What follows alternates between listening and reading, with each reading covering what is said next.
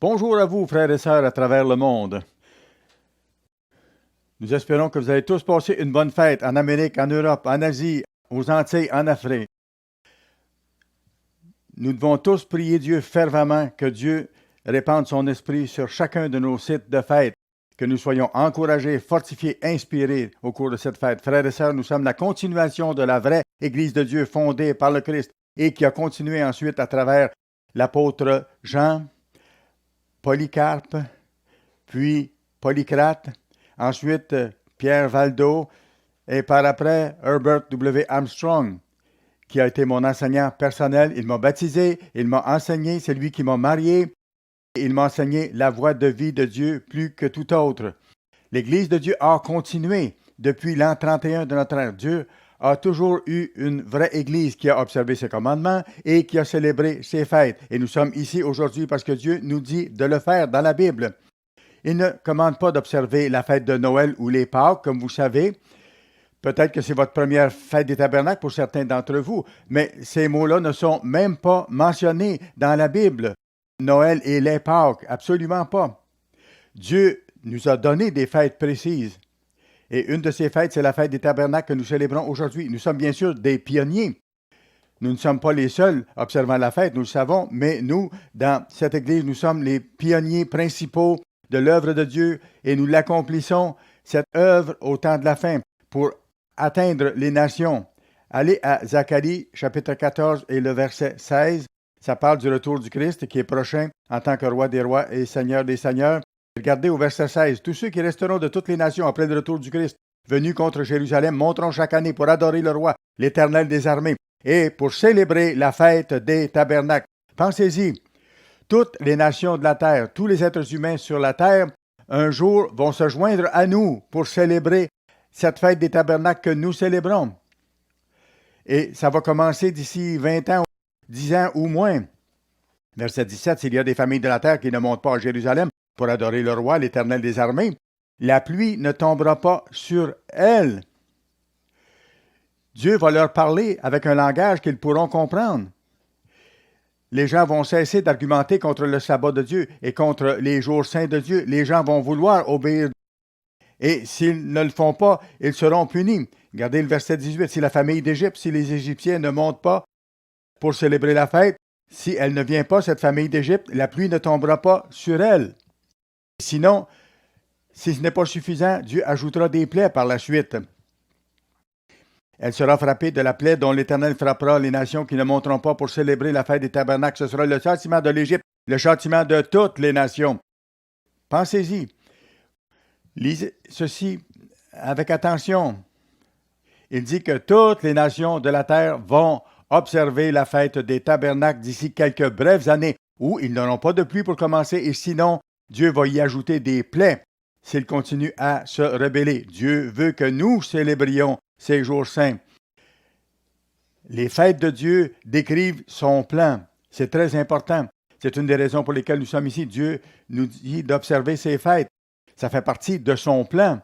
Frères et sœurs, ma première fête des tabernacles, ça a été à l'automne de 1949, lorsque je suis venu à l'Ambassadeur Collège. J'avais 19 ans à l'époque. J'ai entendu M. Armstrong à cette première fête des tabernacles. Il nous a enseigné les choses fondamentales de la Bible. Et cet homme, à cette fête, a donné 17 sermons. Il a donné le message de la soirée d'ouverture. Et après ça, il a donné 2 sermons par jour, comme c'était la coutume à l'époque dans l'Église. C'est lui-même qui les a donnés personnellement durant toute cette fête. Il nous a montré le plan de Dieu à travers ça. Il s'est référé aussi à certains commentaires en parlant de Daniel 11 et ainsi de suite. Il a cité, par exemple, le livre des 2 Babylone qui explique les fêtes païennes du monde, comment ces fêtes-là sont venues à être répandues dans le monde. M. Armstrong a donné 17 sermons à ce petit troupeau. On était 75 personnes environ à ce moment-là. Des gens très engagés à servir Dieu. Ils étaient là pour adorer le grand Dieu et pour apprendre le but de la vie. Ils avaient entendu cette voix à la radio. « Hey, bonjour, frères et sœurs à travers le monde. » M. Armstrong était sur les ondes de la radio à ce moment-là. Il annonçait le message du monde de demain dans toute la nation. Et vous pouviez l'entendre à Los Angeles, vous pouviez l'entendre à la radio à San Antonio, en allant vers l'est, et dans de plus en plus de stations aux États-Unis, principalement dans le sud au début. Les gens entendaient cette voix soir après soir, et ces gens-là étaient là à la fête avec enthousiasme. Et l'Église a cru à raison de 30% par année au cours de ces années-là. C'était l'ère de Philadelphie de l'Église de Dieu. Elle a grandi, grandi, grandi en grandeur et en puissance. Pourquoi nous observons la fête? Parce que ça nous montre le plan de Dieu, le plan qu'il réalise actuellement sur la face de la terre. Allez à Lévitique chapitre 23, s'il vous plaît. Lévitique chapitre 23. Nous allons voir simplement les grandes lignes ici. Lévitique 23, verset 1. À ce moment-là, les sacrifices avaient été ajoutés aux fêtes et ils avaient été ajoutés au sabbat hebdomadaire. Il y avait même des sacrifices qui étaient offerts chaque matin et chaque soir. C'était la loi sacrificielle. À partir de la venue du Christ, l'agneau parfait de Dieu, la loi sacrificielle a été enlevée, a été abolie, mais les lois spirituelles de Dieu, elles, n'ont jamais été abolies. Ici, Dieu mentionne ces 7 jours saints et il commence par son saint sabbat hebdomadaire, Lévitique 23, verset 2. Parle aux enfants d'Israël et tu leur diras, les fêtes de l'Éternel que vous publierez seront de saintes convocations. Voici quelles sont mes fêtes. On travaillera 6 jours, mais le 7e jour, c'est le sabbat. Et il décrit ici le sabbat hebdomadaire, la première fête dans son plan. Il dit, après ça, verset 4, voici les fêtes de l'Éternel, les saintes convocations. Une convocation, frères et sœurs, c'est un commandement de nous assembler en présence de Dieu. Ce n'est pas une simple invitation à un rendez-vous pour prendre le thé, absolument pas. Dieu nous ordonne de nous présenter devant lui, de nous assembler.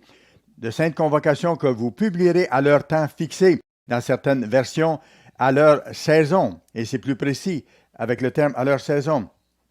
En Palestine, il y avait une petite récolte au printemps et une grande récolte à l'automne, et ça représente le plan de Dieu. Dieu appelle d'abord une toute petite récolte, un petit troupeau qui est appelé maintenant, et après le retour de Christ, il y aura une grande moisson où l'ensemble de l'humanité vivant à ce moment-là seront appelés. Et par après, tous ceux qui ont vécu dans l'histoire reviendront à la vie et auront leur chance de connaître le vrai Dieu. Alors, il dit après ça, le premier mois, le 14e jour du mois, entre les 2 soirs, ce sera la Pâque de l'Éternel. Ici, c'est le sacrifice qui était offert, le petit agneau qui représentait le sacrifice parfait du Christ qui allait venir. Et après, il dit, et le 15e jour de ce mois, ce sera la fête des pains sans levain. Ce pain sans levain représente le fait que nous devons sortir du péché. À la Pâque, le Christ est mort, nous acceptons son sacrifice, nous sommes baptisés et nous travaillons à sortir du péché avec son aide. Le levain représente le péché qu'on doit enlever de nos vies. Dieu nous dit de faire ces choses-là. Par après, vient, un peu plus loin dans le chapitre, la fête de la Pentecôte. Et il faut compter 50 jours à partir du lendemain du sabbat, du jour où vous apporterez la gerbe, comme on voit au verset 15, qui sera agitée de côté et d'autre. Donc, on compte 50 jours après le sabbat durant la fête des pains sans levain. Et on arrive à ce moment-là au 50e jour. Vous compterez 7 semaines entières, verset 16. Vous compterez 50 jours jusqu'au lendemain du 7e sabbat. Et vous ferez à l'Éternel une offrande nouvelle. Voilà, le jour des premiers fruits, la petite récolte que Dieu appelle maintenant. C'est la petite récolte que Dieu appelle à ce moment-ci. Ce sont les premiers fruits, ces prémices. Et la fête que nous célébrons représente cette petite église qui est appelée maintenant. Allons au verset 24. Maintenant, parle aux enfants d'Israël et dit, le 7e mois, le premier jour du mois, vous aurez un jour de repos, publié au son des trompettes et une sainte convocation. Alors ici, il est question de la fête des trompettes et ça décrit le retour du Christ à un moment de grande détresse, de guerre, à la fin de notre époque. Ça parle du temps de la fin ici. On voit que ces fêtes-là arrivent au 7e mois. Il y a 7 fêtes.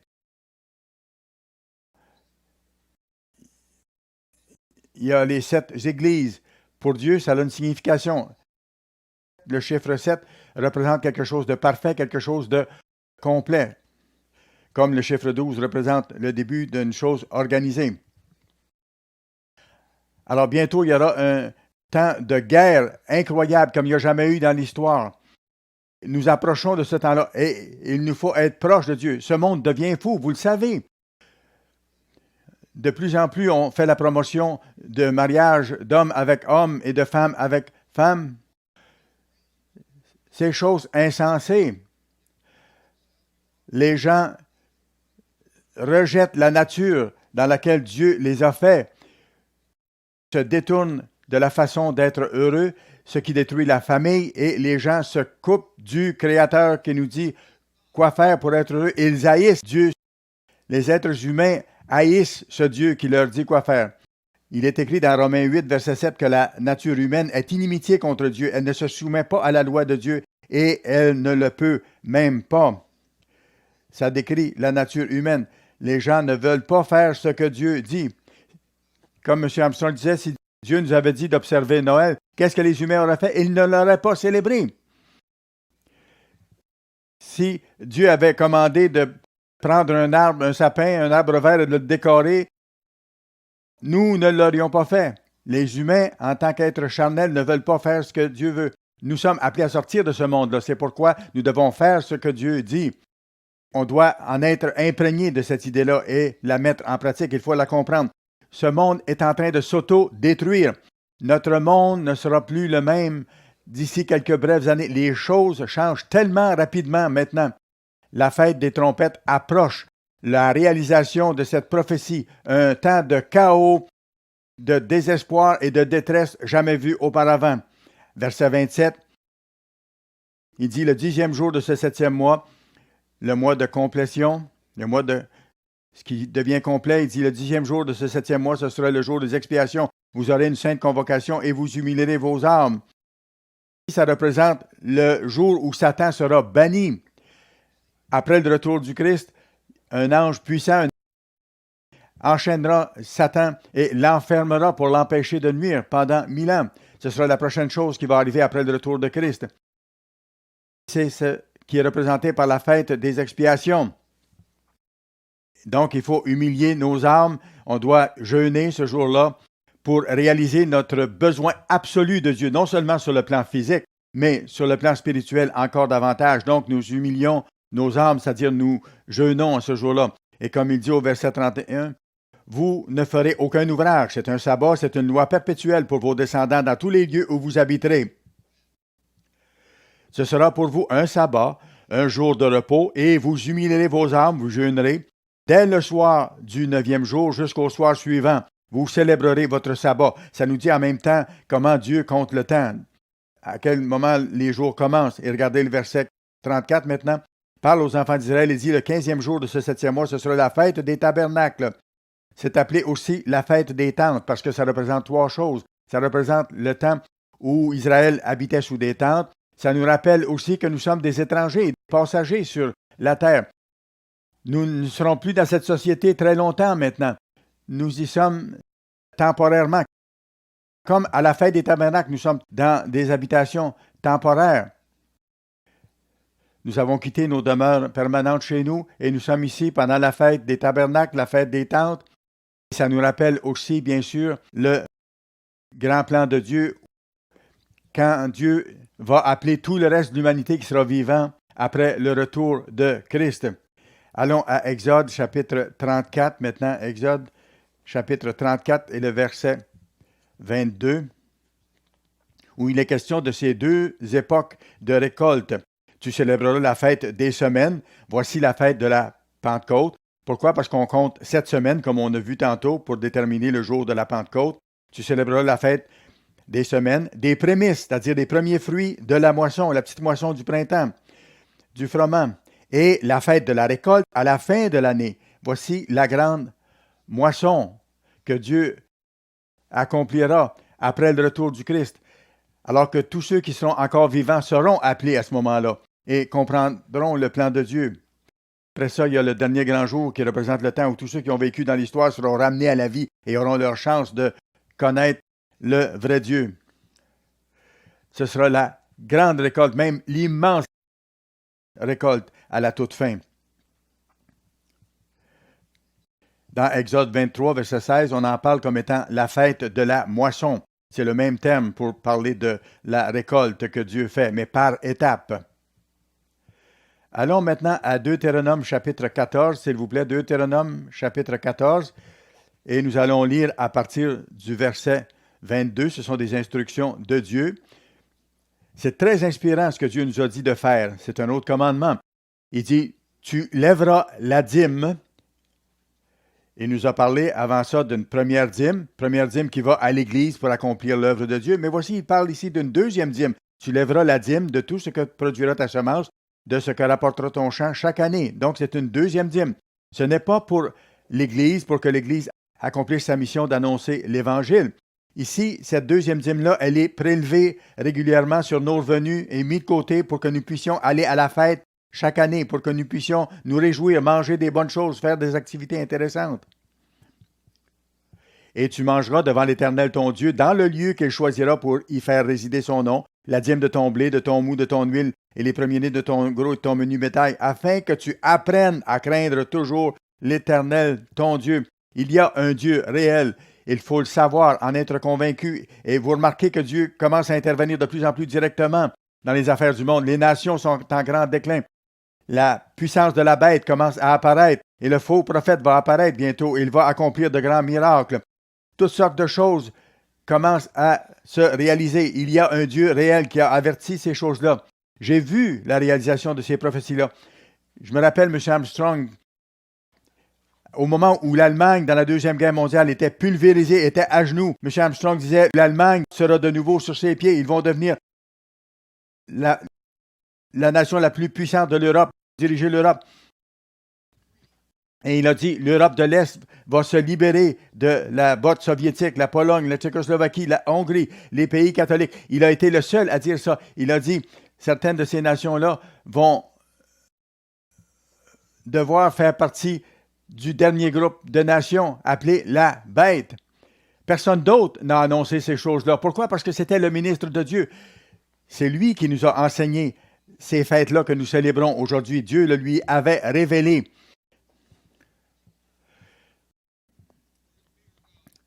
Nous devons apprendre à craindre l'Éternel, comme on va au verset 23. Il faut que Dieu soit réel pour nous. On doit sentir la présence de Dieu ici.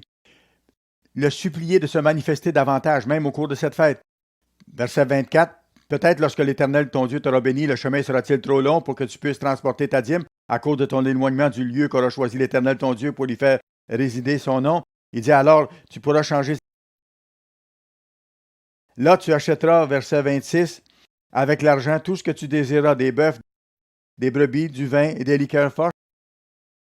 Voyez-vous, on doit se réjouir à cette fête, mais avec modération. Dieu condamne l'ivrognerie et les excès. N'agissez pas de cette façon-là. Il dit, tu te réjouiras, toi et ta famille, devant l'Éternel, ton Dieu. Remerciez Dieu. Réjouissez-vous.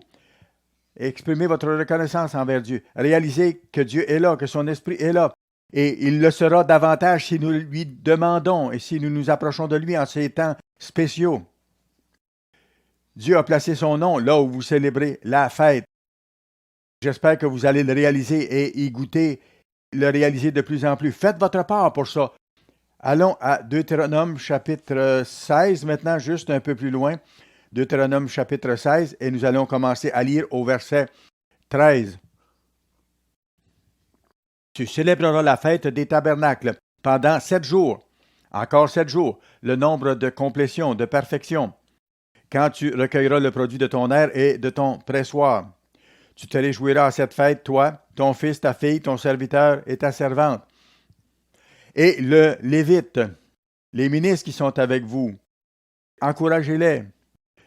Partagez avec eux. L'étranger, l'orphelin et la veuve qui sera dans tes portes. Tu célébreras la fête pendant 7 jours en l'honneur de l'Éternel ton Dieu, dans le lieu que l'Éternel ton Dieu choisira. Pourquoi? Car l'Éternel ton Dieu te bénira dans toutes tes récoltes et dans tout le travail de tes mains, et tu te livreras entièrement à la joie. On doit se réjouir devant notre Créateur. C'est lui qui vous donne ces choses. On doit apprendre à se réjouir, à l'en remercier, à adorer ce grand Dieu qui nous a donné la vie, le respire, la nourriture, le vêtement, le logement, tout ce que nous avons. Je vais vous en parler un peu.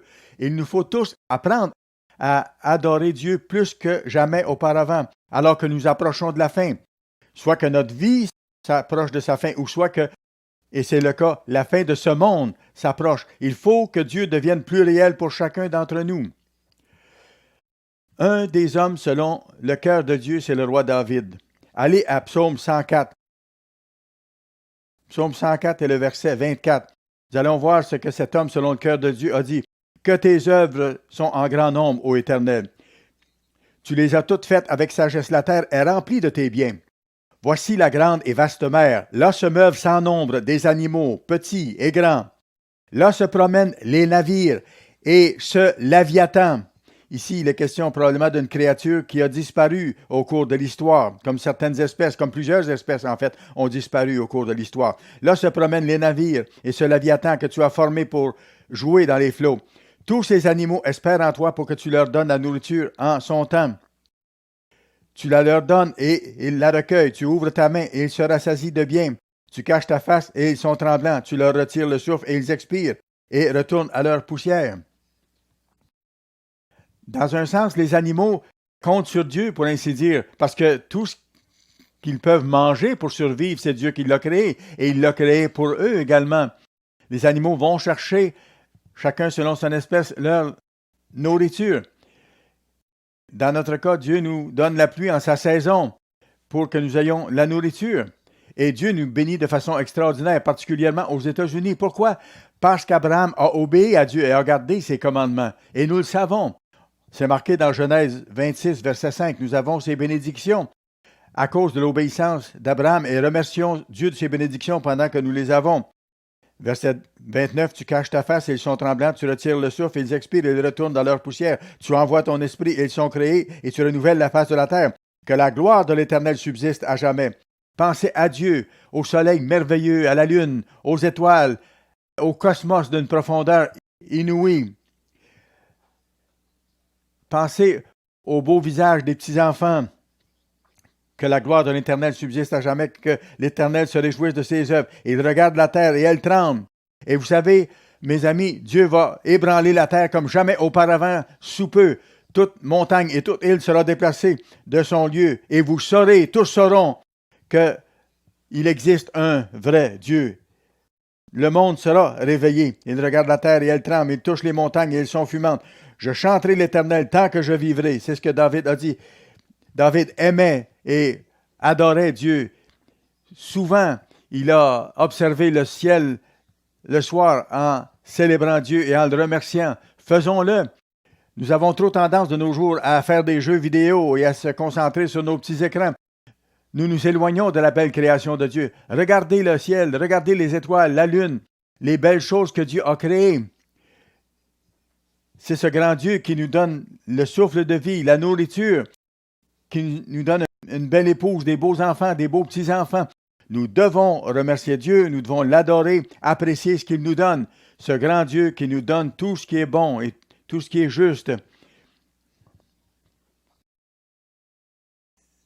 David continue en disant, « Je célébrerai mon Dieu tant que j'existerai, que mes paroles lui soient agréables. Je veux me réjouir. » Il dit, « Je célébrerai mon Dieu tant que j'existerai. Tant que j'existerai, je vais célébrer ce Dieu, je vais m'efforcer de lui obéir. Que mes paroles lui soient agréables. » Verset 34, « Je veux me réjouir en l'Éternel. Que les pécheurs disparaissent de la terre et que les méchants ne soient plus. Mon âme bénit l'Éternel. Louez l'Éternel. » Et dans les versions originales, c'est Alléluia, c'est-à-dire louer l'Éternel. Formidable. On voit la chaleur, l'intensité de l'admiration et de l'adoration de David ici pour son Créateur. Faites-le au cours de cette fête.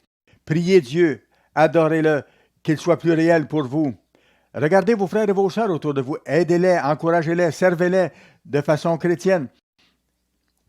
Que cet amour se répande autour de vous dans l'Église. Ce sont vos frères et vos sœurs dans la même famille, quelle que soit leur race, quelle que soit leur taille, leur âge, leur culture. Levez-vous chaque matin et regardez vers le ciel si vous avez une fenêtre là où vous êtes. Moi, j'essaie de faire ça le plus souvent possible. Je me rappelle, même lorsque je suis allé chez mon fils à Phoenix il y a plusieurs années, j'avais trouvé une petite pièce à côté de ma chambre à coucher où il y avait une belle grande fenêtre. Je pouvais me mettre à genoux devant cette fenêtre-là et je regardais le ciel pour prier Dieu et ça m'inspirait beaucoup. Faites-le, vous allez voir, ça encourage. Si vous pouvez le faire, faites-le.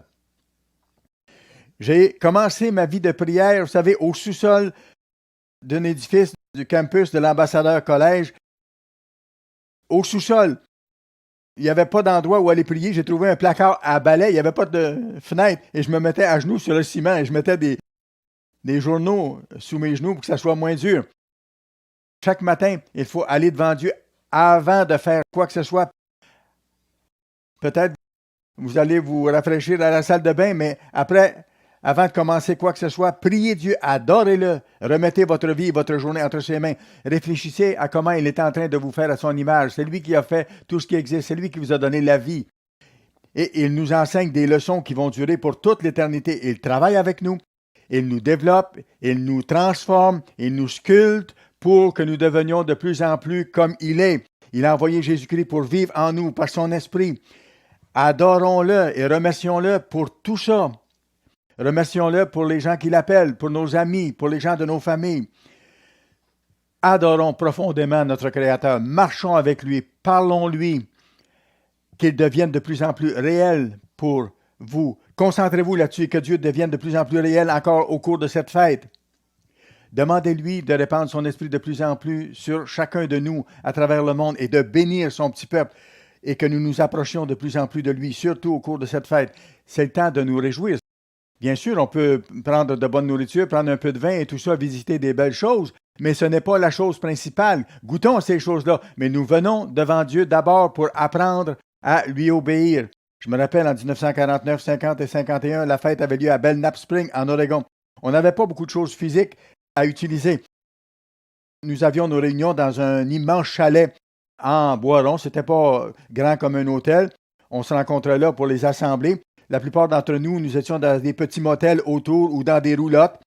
Je me rappelle de certaines familles qui venues du Texas, d'autres venaient de l'Arkansas. Certaines étaient venues du sud et étaient montées en Oregon.